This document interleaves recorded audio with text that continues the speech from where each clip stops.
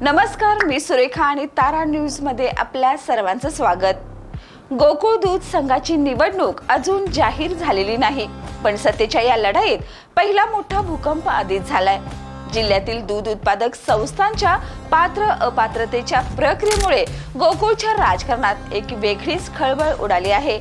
गेल्या 5 वर्षात नोंद झालेल्या तब्बल 1320 संस्थांपैकी अनेक संस्थांवर अपात्रतेची टांगती तलवार आहे आणि त्याचा थेट परिणाम गोकुळच्या सत्ता समीकरणांवर होणार हे मात्र नक्की। विशेष म्हणजे यंदाची निवडणूक राष्ट्रवादी, भाजप, शिवसेना आणि जनसुराज्य शक्ती या पक्षांची महायुती म्हणून लढवण्याचा निर्णय झाला, पण महायुतीची घोषणा होताच नियमांच्या चौकटीतून सुरू झालेल्या कारवाईने अनेकांचं राजकीय गणितच कोलमडलं।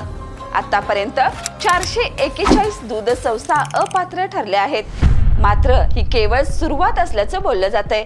उर्वरित प्रलंबित संस्थांमधील आणखी सुमारे 200 संस्था अपात्र होण्याची शक्यता व्यक्त केली जात आहे।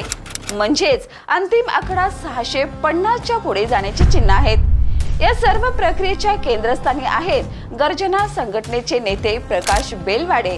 नव्याने नोंद झालेल्या अनेक संस्था निकष पूर्ण न करता नोंदवण्यात आल्याचा आरोप त्यांनी न्यायालयात नेला आणि त्यानंतरच पात्र अपात्रतेची ही प्रक्रिया वेगाने सुरू झाली। मात्र गोकुळच्या राजकीय वर्तुळात यामागे केवळ कायदेशीर लढाई नसून एका अदृश्य राजकीय शक्तीची खेळी असल्याची चर्चा मात्र रंगली आहे। राजकीय निरीक्षकांच्या मते मागील निवडणुकीतील पराभवाचा हिशोब चुकता करण्यासाठी काही शक्तींनी पडद्यामागून मोर्चे बांधणी केल्याची चर्चा आता उघडपणे होत आहे। त्यामुळे ही केवळ संस्थांची छाननी नसून गोकुळमधील सत्तेचा पट नव्याने मांडण्याचा प्रयत्न मानला जात आहे। अपात्र संस्थांचा सर्वाधिक फटका भुदरगड तालुक्याला बसल्याचं आकडे सांगतात। त्यानंतर गडिंग्लज, शाहूवाडी आणि पन्हाळा या भागातील संस्थाही मोठ्या प्रमाणात प्रभावित झाल्या आहेत।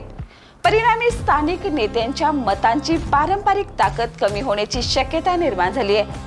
यामध्ये वैद्यकीय शिक्षण मंत्री हसन मुश्रीफ, काँग्रेसचे आमदार सतेज पाटील, पालकमंत्री प्रकाश आबिटकर, आमदार विनय कोरे, आमदार चंद्रदीप नरके आणि राजेंद्र पाटील येड्रावकर यांच्याशी संबंधित राजकीय समीकरणावरही या निर्णयाचा परिणाम होऊ शकतो अशी चर्चा जोरदार सुरू आहे। विशेष म्हणजे महायुतीत उमेदवारांसाठी जास्तीत जास्त ठराव मिळवणाऱ्या गटांना प्राधान्य दिलं जाणार असल्याचं बोललं जातंय। त्यामुळे प्रत्येक मत आणि प्रत्येक संस्था आता निर्णायक ठरणार आहे। अशा परिस्थितीत अपात्र झालेल्या संस्थांमुळे अनेक नेत्यांचे संभाव्य ठराव कमी होण्याची शक्यता आहे। दुसरीकडे मंत्री हसन मुश्रीफ यांनी अपात्र संस्थांना न्याय मिळेल असा विश्वास व्यक्त केला असला तरी त्यासाठी न्यायालयीन लढाई अपरिहार्य दिसत आहे। त्यामुळे निवडणुकीपूर्वी या संस्थांना दिलासा मिळतो की नाही याकडे संपूर्ण जिल्ह्याचं लक्ष लागले। आजच्या घडीला गोकुळच्या निवडणुकीत प्रश्न फक्त संस्थांच्या पात्रतेचा नाही, प्रश्न आहे सत्तेच्या गणिताचा, प्रभावाच्या ताकदीचा आणि पडद्यामागे सुरू असलेल्या राजकीय डावपेचांचा। गोकुळच्या रणांगणात सध्या मतांचा नाही तर अस्तित्वांचा संघर्ष सुरू आहे। अपात्र संस्थांचा हा वाद केवळ कागदोपत्री नाही तर तो अनेक दिग्गज नेत्यांच्या राजकीय भवितव्याशी जोडलाय। आता न्यायालयाचा निकाल, संस्थांची अंतिम यादी आणि महायुतीतील उमेदवारांचं गणित यावरच गोकुळच्या सत्तेचा पुढचा राजा कोण ठरणार हे अवलंबून असणार आहे। या आणि अशाच ताज्या अपडेट्ससाठी पाहत रहा तारा न्यूज।